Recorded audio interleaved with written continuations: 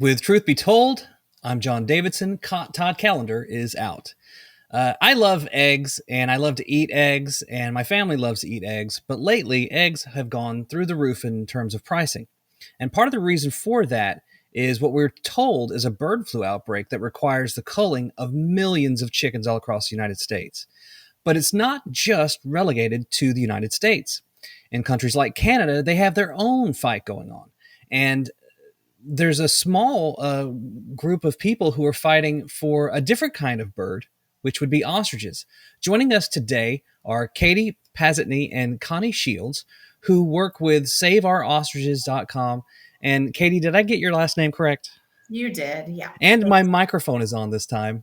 Yeah. So we're winning 2 times now. So can you guys, Katie, maybe start off? Tell us, what's your situation? What's going on with ostriches in Canada? Okay, so thank you very much for having us on. I want to just say thank you to your audience and thank you for allowing us to share a bit of our story, because our story is not just our story, it's a story of what's happening around the world, and it's the mass cullings. So we're Universal Ostrich Farms. We're located about 135 kilometers away from Vernon, British Columbia, Canada. We live in Edgewood, British Columbia, Canada, and we are a farm of about 400 ostriches. Putting ostriches into perspective, they're about a 300-pound animal. They are a red meat animal. They are flightless. They are, even just in our geographical location, I would like to say that we are quarantined in that alone. In about a month ago, or I guess in mid-December, we started noticing that we had a virus on our farm. We were treating it as a virus that we had back in 2022. In 2022, we noticed symptoms, and our ostriches, we were having some deaths of ostrich. We reached out to our vet right away. Our vet did a tissue sample, which is the gold standard of sample when you are looking for disease or you're looking for what could be wrong. That sample came back to us really quickly with Pseudomonas bacteria. It's an extremely bad bacteria, can live in the earth and the ground for a really long time. We started our own quarantine procedures, cleaning up, doing all of our own bucket washing, feed buckets, sanitizing. We soon hit herd immunity. At that time, we were about a herd of about 300 ostrich. We lost about 10%, or 10 birds, sorry. So yeah, no, not, so 10 birds. That was back in 22. We have our virus mid-December. Start noticing that these symptoms that we're having are absolutely similar to the symptoms we had back in 2022. Started treating our ostriches like we did in 2022, called our vet. Our vet was not around because it was mid-December around the holidays. So we were just waiting for his call back because we were pretty sure we were going to do tissue samples again to see where we were at. But before our vet could even get back a hold of us, we got a call from the CFIA, which you guys have heard or might hear about quite a bit after this. That stands for Canadian Food Inspection Agency. When they caught a hold of us, they said it's been brought to their attention by an anonymous tip that they were sure that we had avian influenza, the H5N1 bird flu. So we were very willing and open with that to disclose any information in that phone call, and said, well, I don't know, how, yes, we have had deaths on the farm, but this virus seems to be very similar to a virus that we had in 2022. We explained our symptoms. Our symptoms were very similar to H5N1 symptoms. Runny nose, very bright green feces, symptomatic, a bit of a cough in some of our ostriches. We were losing some. They were dying, but then we were also having a large number of our younger ostriches that have been on our farm from 2022 on, having symptoms, but they were also getting better at the same time. This does not fall into the H5N1 or the bird flu symptoms, because when you have H5N1 and it's a commercial poultry farm, you're going to see mass deaths. So probably 20, 30,000 chickens dead within 24 to 48 hours. None of them were, there's very, very little that would be getting sick, but then be recovering. And a lot of the times they weren't even, it was because they're not even being given a chance. They're just being culled in large quantity, large numbers. On that December, at the end of December there, Canadian Food Inspections Agency said, well, then do you mind if we come and do a couple samples off your ostriches? And just to rule out the avian, the bird flu. And we said, absolutely. Ostriches have never had avian influenza or the bird flu in Canada. Let's rule that out, no problem. We kind of thought that they would be coming too, with being this a high level, that they would be coming to take tissue samples like we had in December of 2022. We were very surprised that they asked us for they wanted 2 deceased animals. They didn't want to take any samples off our symptomatic animals. And when they arrived on December 30th, they proceeded with 2 PCR tests. So I know I'm learning so much I knew PCR tests weren't accurate, but we were very shocked when they came to do the PCR tests. At the time of the PCR test, we asked them if we could do samples. They did an oral and a rectal off 2 deceased animals. At that same time, we said, well, you wouldn't have a problem with us trying to get some of these PCR tests then off some of our healthy animals that are older animals off one side of our farm that have never been symptomatic, we had not had one loss. Or could we also take some samples off the living ones that were symptomatic? Canadian Food Inspection Agency denied that request on site. They said, no, sorry, that's not possible. That was a bit of a red flag. Wondering why this, if we're looking out for health and trying to protect our farms as well as also trying to mitigate disease, why is this not possible? The next day on December 31st, we got a positive phone call from an Abbotsford lab saying we tested positive for H5N1. So we were shocked and mortified because in that same call, they said, just so you know, your farm of all your animals is set to be killed. Well, we started explaining ourselves that we are more of a research facility. We are not a commercial poultry farm. We are not for consumption. None of this makes sense. Why is Canadian Food Inspection Agency at our door? And they started listening to our story, how we have ostriches that have developed antibodies with the potential to revolutionize how we treat diseases and viruses. And we are a research facility, not in the last 3 years, that's what we've become. Hey, like maybe we can work with you. If there's a bad virus, they don't want that. They don't want that. I got goosebumps. Like this is my new reality. This is our farm's new reality. Sorry, makes me emotional. Because if you're not going to look at our science that we have that is groundbreaking and take that into account, but you're going to take their CFIA, the Canadian Food Inspection Agency, and the World Health Organization, which is part of the UN, if they're going to rely on outdated trading policies that have nothing to do with advancing human or animal health into account and kill all of us, no farm stands a chance. So it was a big eye-opener that the next cattle farm down the road, the next goat farm, the next pig farm was all going to be up for grabs after us. So we told them that, hey, we have groundbreaking science. And they said they acted very interested. So they said, let's plan a January 2nd phone call with a whole bunch of higher up officials. We're going to bring in our top scientists. We're going to bring in our top vets, our top officials of Canadian Food Inspection Agency and government officials. And let's see if there's something here that, could potentially save your animals and we could work with you. So, speeding forward, a little thing that we found out just recently, well, since we've been in trial and court proceedings, 41 minutes after that December 31st, um, uh, where we found out we were positive, 41 minutes after that, they already signed our documents saying that they were going to kill our whole farm. Yep.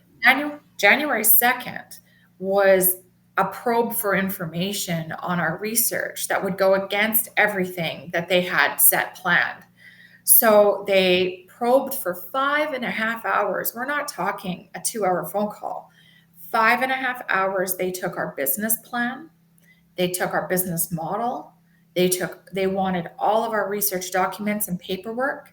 They wanted every scientist's name and every doctor that we've been working with. And at about the 5-hour mark, my mom, Karen Esperson, who this is her farm. Our farm is a family, but my mom runs this farm. This is her livelihood. She said, "Are you just probing me for information and you've already decided that you're going to kill all my animals?" And they said, "No, no, we're really interested on what you're working with, what you're working on." So speeding forward after this January 2nd phone call, we got given a caseworker. The caseworker on January 2nd sends us an email and it says, "Congratulations, you have it looks like you have qualified for rare and special genetics, which could possibly exempt us from depopulation, which is killing all of our animals. Just fill this distinct unit exemption package out. And if you fill that out, we might be able to save your animals." Again, they're just leading us along. So we get this distinct unit package for exemption. And we start looking at it and we're going, how is this package pertaining to special rare genetics? And how is this going to save us? We can't answer yes to any of these questions. Every one of these questions pertains to a commercial poultry farm. Every one. In there listed is turkeys, geese, chickens, and ducks. You don't see rhea, you don't see an emu, you don't see an ostrich listed. And the questions are asking us about facilities and where our barns are located and how far they are away from each other, and are we enclosed, and things to do with a commercial poultry farm as well for sales. And we've already told them we are not a meat facility, we are not for consumption, we are a research facility. So now we fill out this package, we start filling it out, we reach out to our caseworker and say, we can't answer, again, these questions, they don't pertain to us. She then comes back in an email and a phone call and says to us, if you don't answer these questions, even if you even know, you will be disqualified immediately from the opportunity to have your farm exempt from a depopulation, a mass culling. So we swallow a big gulp and we're like, okay, start answering this distinct unit package. And we say, here goes nothing. And we submit it. Well, what do you think happens? To January 10th, we get, at the end of the day on a Friday, stamped, we get an email. This is probably one of the most emotional emails, that our farm got. And it says, sorry, by February 1st, you do not meet the requirements for rare and special genetics. Your animals, there is not enough proof that they have anything to provide science, and a few other things. And it said, you are to you personally as a farm, you're supposed to go out there. These are animals that we've had for 35 years. We have 35-year-old ostriches out there, and many are 20 years old. We're supposed to go out there and we're supposed to hand murder our animals, and we are supposed to go dispose of them back in our hayfield in big dugout pits as per their regulations. So between January 10th and February 1st, we fought and we fought to gain an audience, to gain awareness, and to fight for other farms. Because like I said to you, if we were not going to be able to be exempt on the basis that we had groundbreaking science that could help stabilize the avian influenza outbreak worldwide, using our antibodies, and we are not at the beginning stages of science. We are at the stage where we have extracted antibodies that have proven success to minimize the virus and actually to neutralize it. So where we have this proof was within, especially within COVID-19, we started working with inoculating our ostriches with the COVID-19 variants and the different genome sequencing. And we were getting amazing results. We actually started doing studies with a lab out of Quebec named Immune Biosolutions. And Immune Biosolutions they were specializing in chicken eggs. So he was very interested in taking an ostrich eggs on and looking at the antibodies in that. He took our ostrich eggs and looked at the COVID-19 antibodies and came back and was shocked. He said, if every one of your eggs is like the eggs that you've sent me, this is a game changer.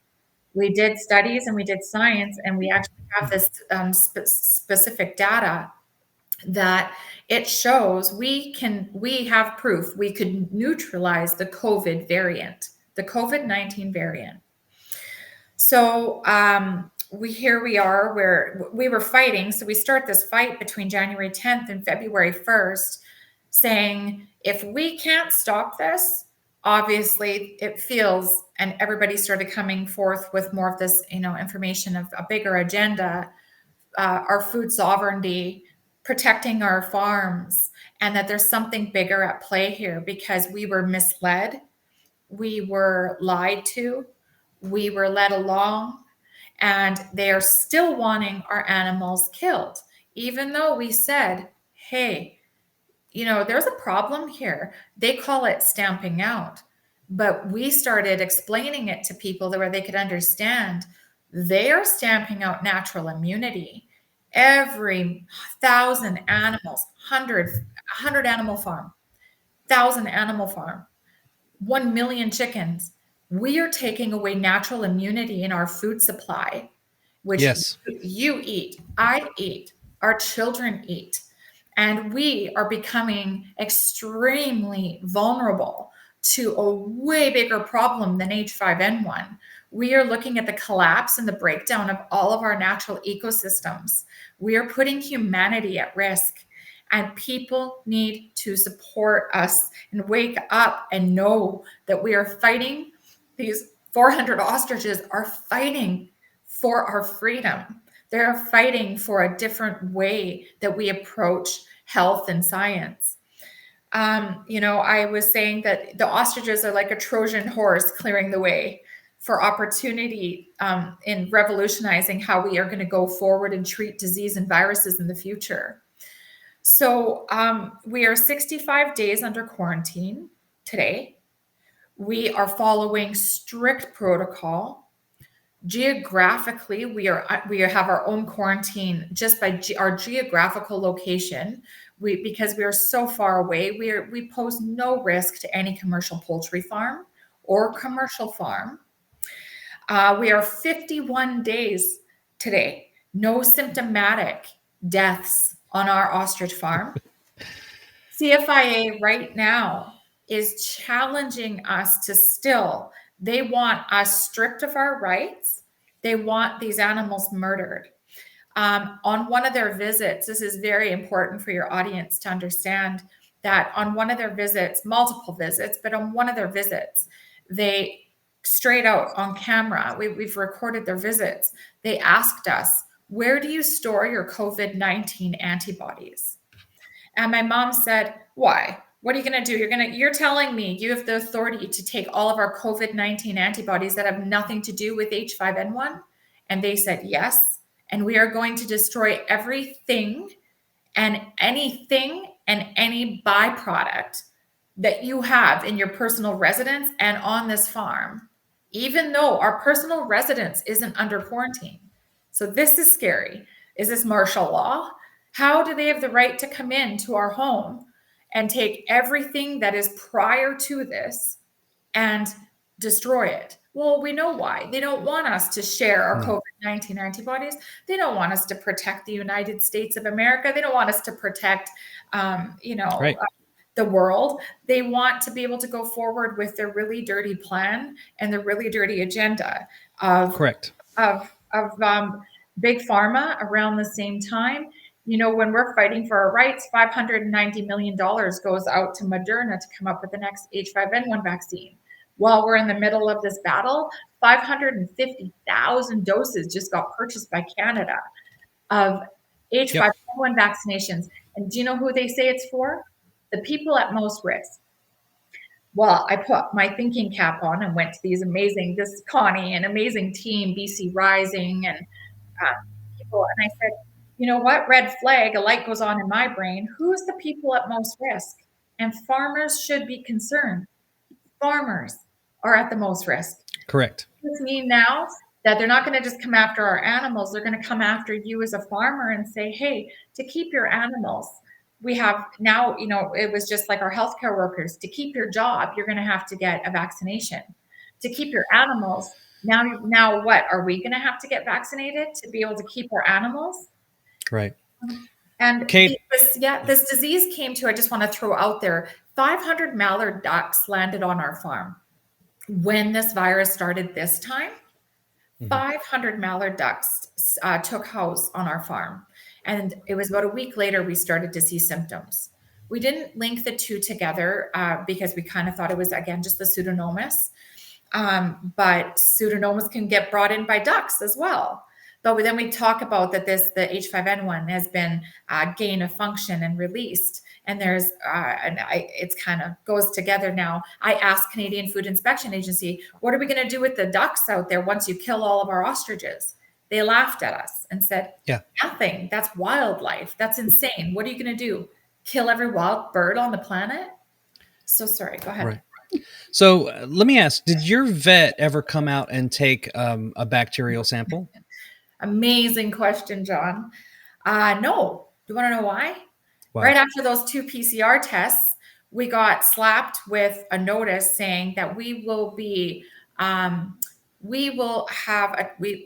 they're threatening us with $200,000 fine and 6 months in jail if we take one sample off our farm of our ostriches. So they're threatening us jail time if we go get a third party sample. And this again, and in there it says if we treat or test, as any farmer that will watch this and listen, if you have something to heal or to treat your animal to prevent more suffering or harm, and it could make them better. But instead of watching your animal suffer, you will never go just watch your animal suffer. You're going to go treat your animal. So they already knew we were treating our animals prior to this. So they've threatened us 6 months in jail, $200,000 fine if we do any testing. Ironically enough, any phone calls that we have made and we've talked to a vet, that vet the day after has gotten a call from Canadian Food Inspection Agency threatening them that not one sample or anything is to come off our farm, which I know my phone is being listened to. I know my phone is bugged. During my calls to my mom, it'll say recording in progress. I panicked. I was like, what is this? I said, Mom, did you hear that? And she said, yeah, I did. And then it said, this recording has stopped. Then I phoned Connie and I said, please, I was driving and I said, please note this, 9:15 this day. And Connie said, Katie, pull over immediately, go into your Wi-Fi settings, tell me what it says. And it said surveillance van, surveillance truck. So I'm being followed. I'm being monitored. They do not want, I'm obviously we're hitting a sore spot. We are promoting herd immunity. All of our ostriches that have been on our farm from 2022 on prior, not one death, not one illness. So this goes to show us that I think our farm has been previously exposed to what we have right now. And that was Pseudomonas back then, and they have not tested our farm for anything but H5N1 because they wanted Right. to get what they got. They got what they wanted. They took it, and now they're trying to execute our science. They're trying to execute our voice, and they're trying to Right. execute our animals. Have you? This is a difficult situation because everyone's against you. Did you ever see the movie Outbreak? Yeah. Remember what they did? They were protecting a weapon, and that's how that's why they were willing to kill off an entire town to hide their created weapon. Yeah. So I made a movie called Epidemic of Fraud. Okay.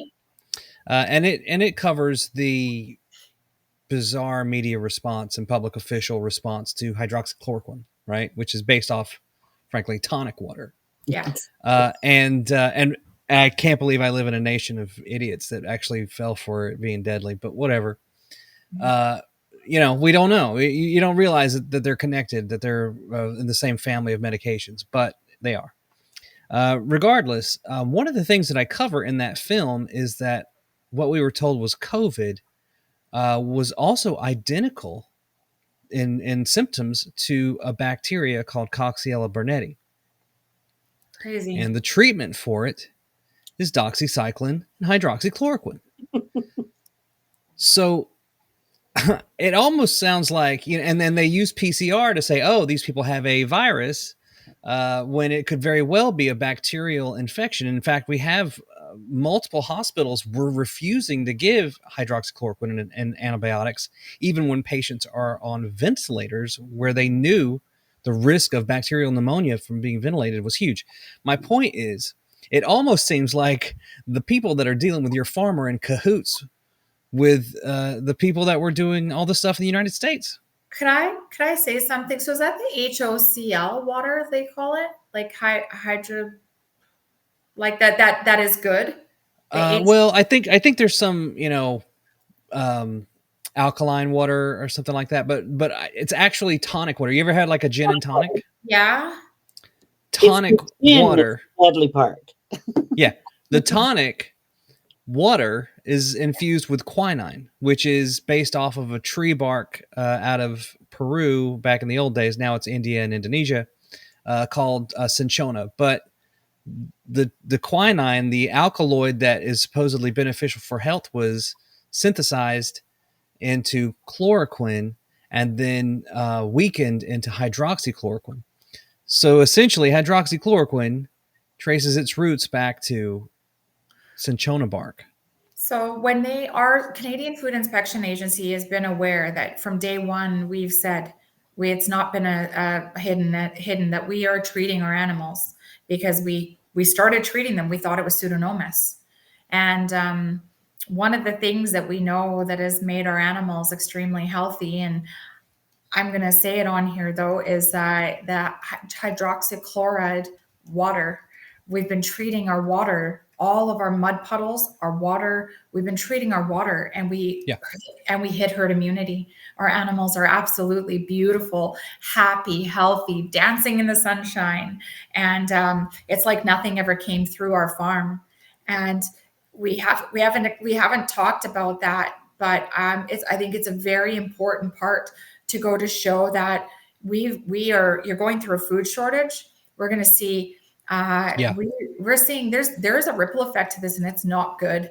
And there are treatments, and there is a different way than killing off our farmers that can protect us. So go ahead. I was going to say, I think you hit on something really important, because this is a much larger thing than what most people are seeing. It's mirroring exactly what happened in COVID. It's part of a larger biosecurity agenda. And that brings in the military. So why have we got biosecurity over chickens? Because we know that this virus is weaponized. And therefore they have to come with their biosecurity measures. And there's a good chance that, nature often provides solutions before pills, right? For example, they tell you to buy local honey. because it helps with, I don't know, breathing, whatever else. So the local bees are exposed to the same things that you are, and the bee honey provides immuno benefits that protect you in your region, right? Yeah. Similar with goat milk, things like that. Pasteurized milk removes, I think, a lot of the antibodies, but if your cows are exposed to certain diseases, you may have a better chance of resisting if you can absorb the antibodies from the cow milk. In fact, when one of my Romanian neighbors at the beginning of COVID was like, John, you don't need to worry about all this stuff. Just get goat milk. And I was like, oh, what a crazy idea. Now I'm like, this guy's a genius.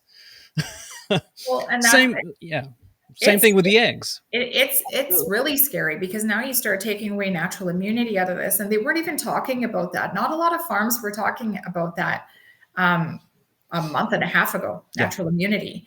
And it's become, you start taking all these animals with healthy immune systems off the properties. And I say it to cattle farmers because some people are just like, no, you've got to kill your animals. You put all of us at risk.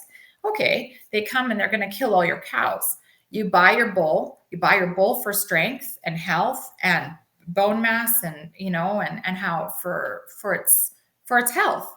So you now start wiping out all these healthy animals, or not giving them a chance at least to gain their immunity, which is going to be passed down to their calves. And you start replacing them with immune naive animals. We're in a big world of hurt and setting ourselves up for a catastrophic event. And we need to come together. Where we are at is on January 31st, we got an injunction passed. February 1st, come February 1st, we were potentially being threatened. We were then not in compliance. And February 1st, we could have saw jail time, high fines. But on January 31st, on the just squeaked in there, just in time, we won an injunction. That injunction was seen by Justice Batista. Justice Batista put in there that they failed to give us the other options. Culling is not the first and only option. You can also treat and vaccinate your animals. Well, they failed to even give us another option. They just said that they were going to depopulate and kill us all. He also stated that he saw that this was going to cause irreparable harm on 2 livelihoods, and that it could have caused harm that could not be reversed. The minute we won that injunction, which gave us the right to a judicial review. And let's talk about, this has not been done. People don't take on the Canadian Food Inspection Agency. We are now, Canadian Food Inspection Agency right away put out an appeal to have Justice Batista's decision thrown out and us lose our judicial review, saying that Justice Batista, our federal judge, our federal court system, he erred in law, he erred in principle, and he overstepped his jurisdiction. So now we have our judicial review is set for April 14th to the 17th. By next Friday, all of our material had to be in this last week. By this Friday, Canadian Food Inspection Agency material has to be into the courts. By March 17th and 18th, we start cross-examinations. But they've still been pushing.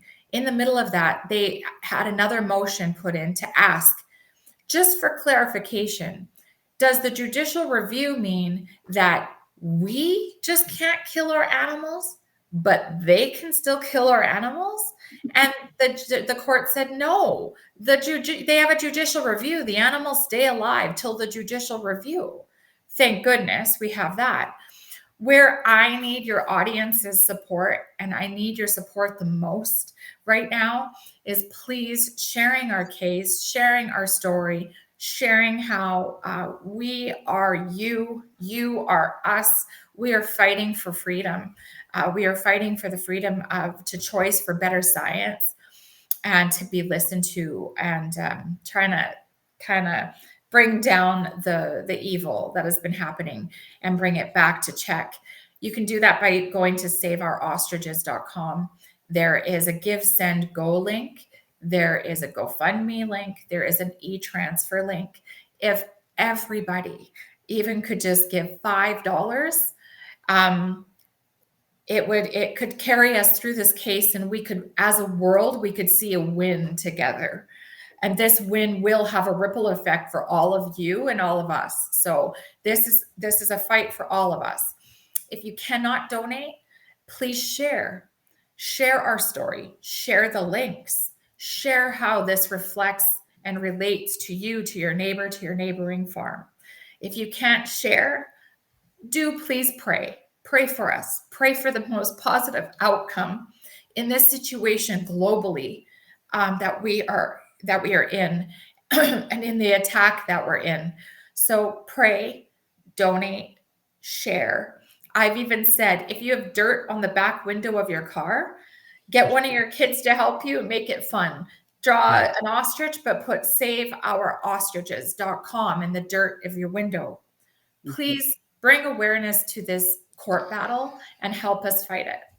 People have to understand that if they win this, it gives the government unlimited power to shut down any farm, cull any livestock, and erase any natural alternatives that threaten corporate interest. Right. When we go back, like CFIA is operating under the same emergency framework that was used for the pandemic lockdowns.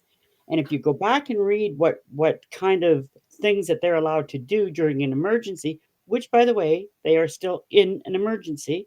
All of this is being done through emergency use. But the military is connected to these culling policies through the global biosecurity operations that are tied into the WHO and especially the One Health Initiative.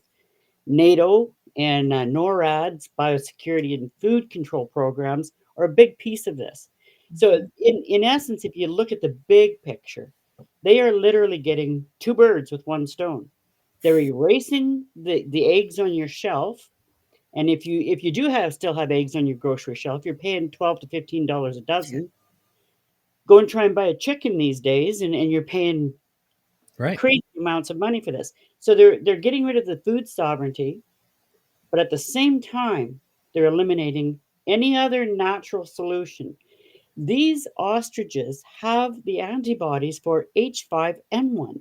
That can be put in the feed that the wildlife are eating, and it could stop the spread through the wildlife too. These have been offered. Sorry, Connie, on that before I forget, those H5N1 antibodies, there's a stockpile of our partner. He's in Kyoto, Japan. His name is Dr. Tsukamoto. He offered a stockpile of H5N1 antibodies to the Canadian government to get no response, obviously. Yeah. It's not it. Nobody wants a cure. Exactly. What's that about? It's all about control, and it's about controlling the independent farming and shutting down natural health alternatives. And it's become a real threat to the pharmaceutical industry. When she was talking about the reason that I knew to tell her to pull over and check her Wi-Fi networks, because I had made a post on my Substack and I said, do I smell a conflict of interest here? Because the Canadian government is highly invested in the pharmaceutical companies that produce the vaccines for both animals and humans. So I made this post and I put links to it. The very next day, I was trying to tether off of my phone onto my laptop. And there in the Wi-Fi available networks was a CSIS surveillance truck with 5 bars and another CSIS truck with 2 bars. So at first I thought, oh, don't be crazy. They're not after you. There's somebody else in this neighborhood. The very next day, I'm on a call I work with the people at preventgenocide2030.org. I'm on a call with them, and I told them, well, just for fun of it, check your network availability right now. I'm in a completely different part of town in a work truck, and sure enough, there's RCMP surveillance. So we're hitting a nerve. Yeah, we're hitting a nerve.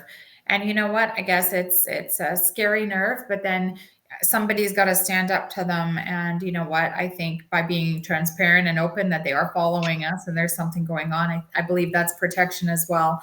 It's not something to hide.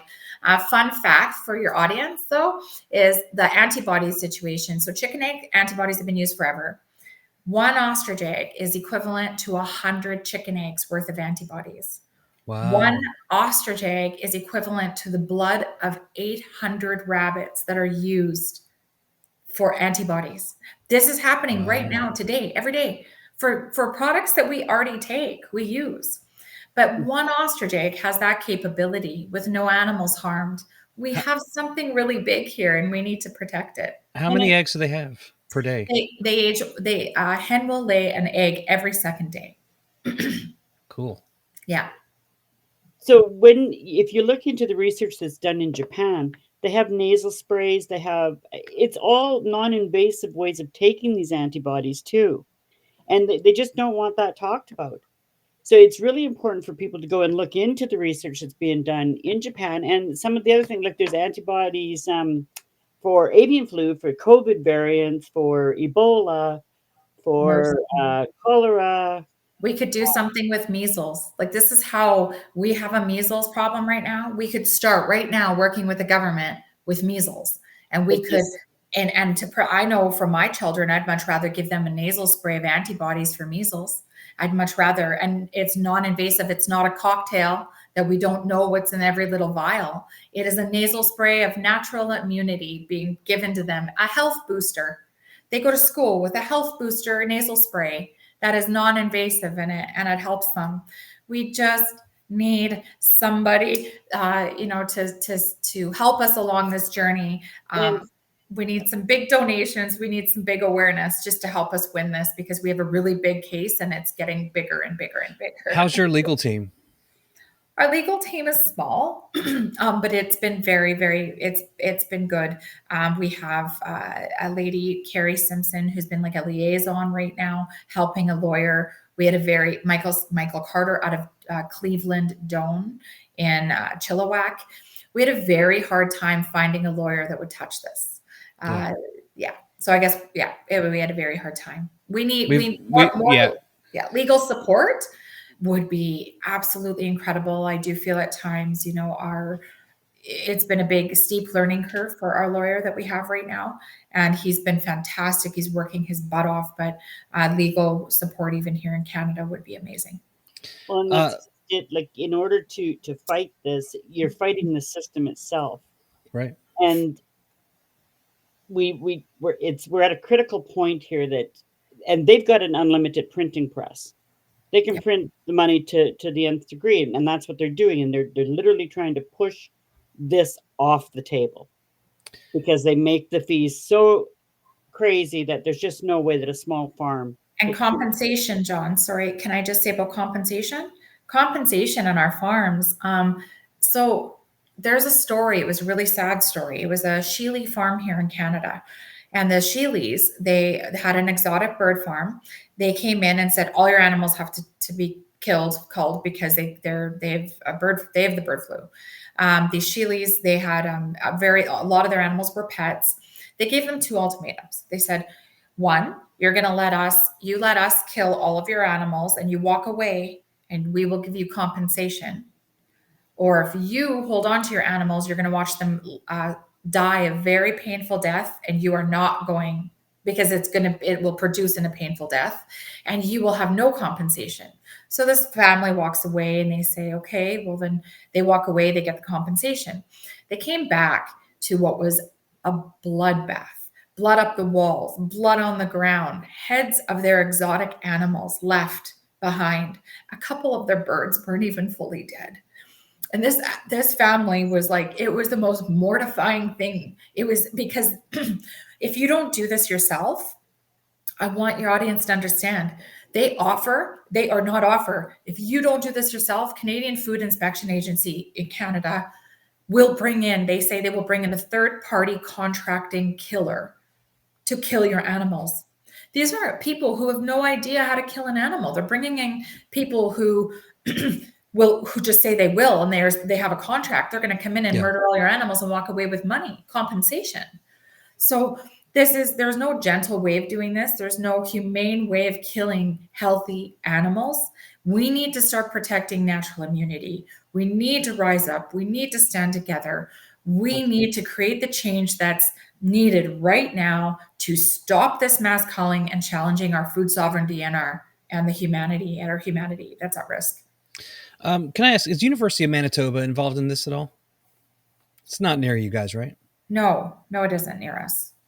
Would you be surprised to learn that they were one of the largest recipients of Gates Foundation funds? Hundreds of millions of dollars has gone to Manitoba. What's in Manitoba? University of Manitoba. Oh. Yeah, lots and lots and lots and lots of money goes to University of Manitoba from the Gates Foundation. Just one of our little interesting factoids we've tried to learn more about. There's a few more dots there. Yeah.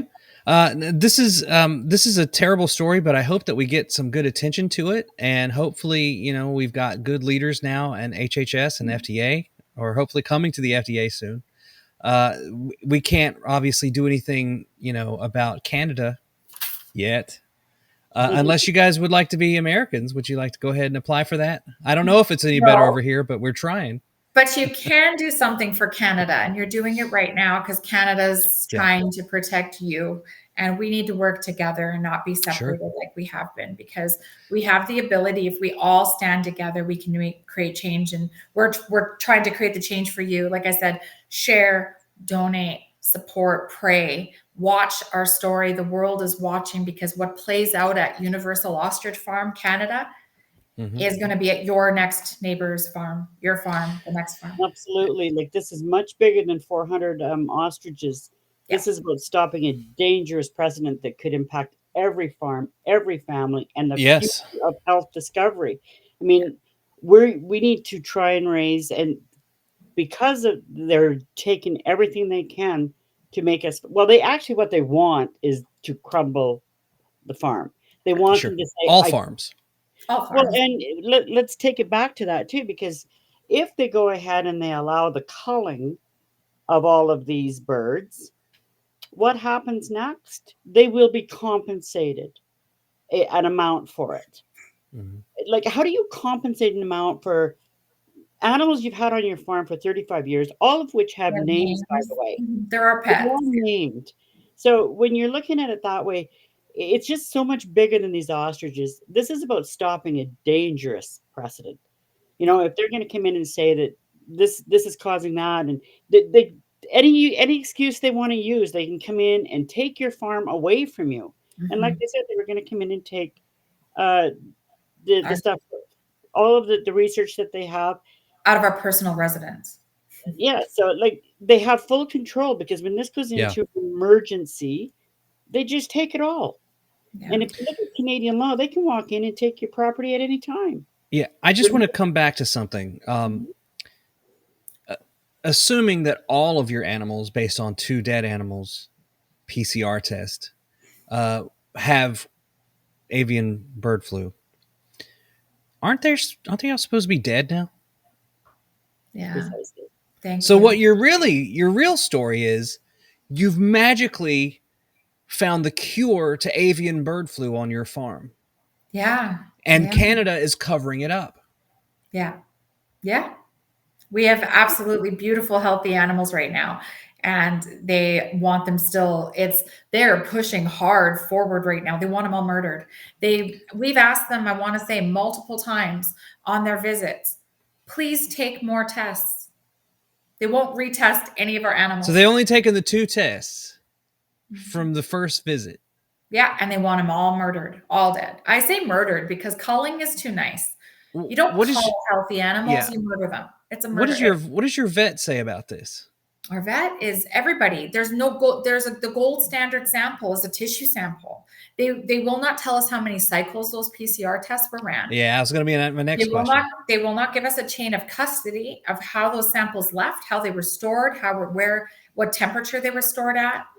No, they gave us the genome sequencing finally. We did get a genome sequencing, but they will not give us any information, which you as a farm owner, especially with 400 animals, imagine, especially 1,000 animals, Large you animals. have every right to know. You have every right to know the names of the people that are coming on your farm. Canadian Food Inspection Agency on camera will not, one lady would give us her name and she'd be like, no, they're not telling you their name.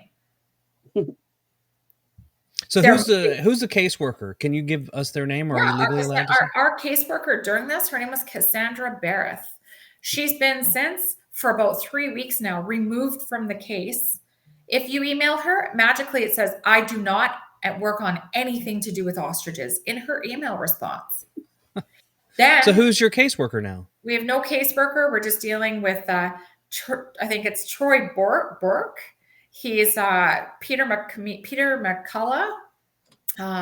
Peter McKinnon. And our agricultural minister, Mark Holland. Mark Holland, if you're watching, this is a man that none of this makes sense. And to do the right thing, we're asking you to do the right thing here and use the science that we have to help heal families like his own. Families like Canadian Food Inspection Agency, they all have families. They have a mom, they have a dad. We have something here that can prevent illness. I don't understand why we're not working together. Yeah, this is I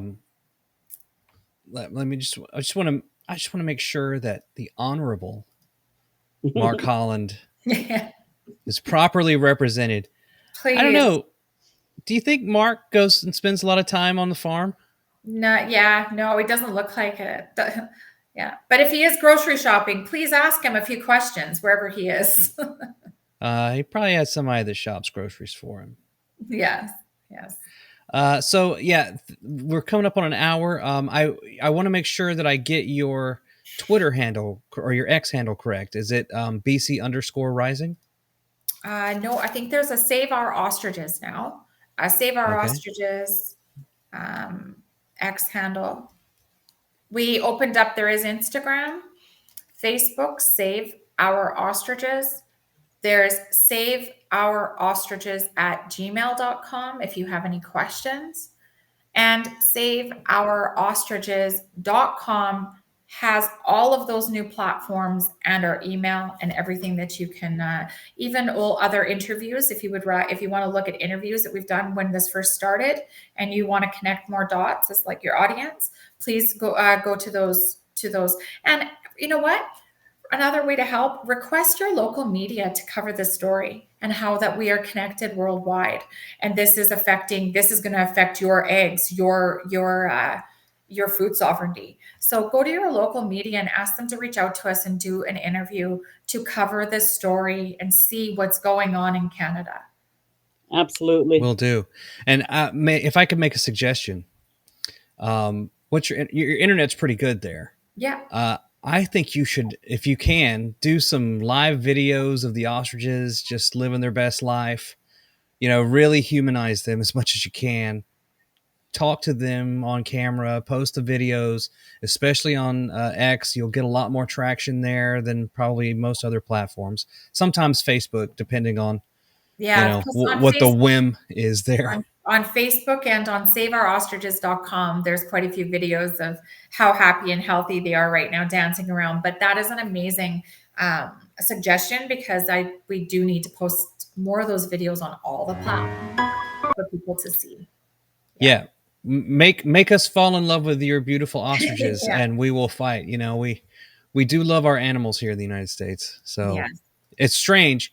You could theoretically get more traction than if it were happening to people. Yeah. Well, if you did see, please do go on our platforms and try to look at some of the videos, because if you look at their big, beautiful eyes, they have personalities. You fall in love. You just fall into their eyes.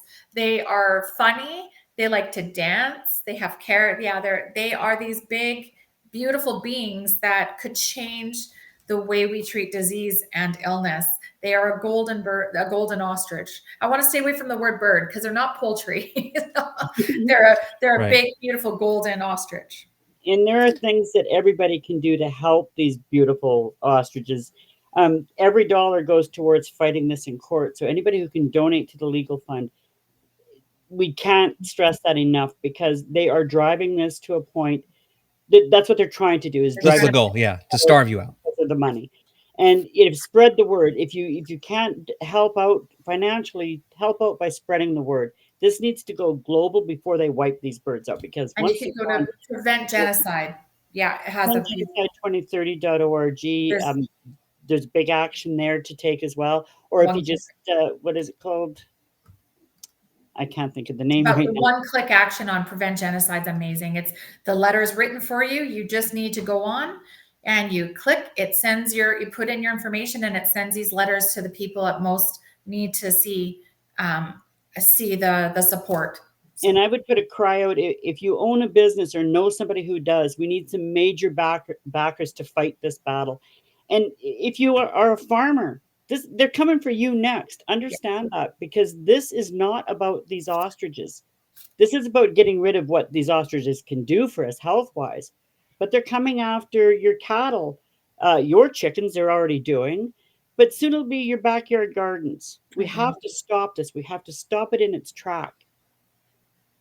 And so say thank you, John, to Todd, and thank you for having us, and thank you for sharing this story. It's very, very important to us. It's important to you. I can imagine after this, it's probably a little bit more clear why, but I thank you for everybody for listening and supporting us this way. This is another. You are very welcome. I would make a suggestion that you do everything that you can to have your attorneys subpoena the court or petition the court to allow you to take a bacteria test.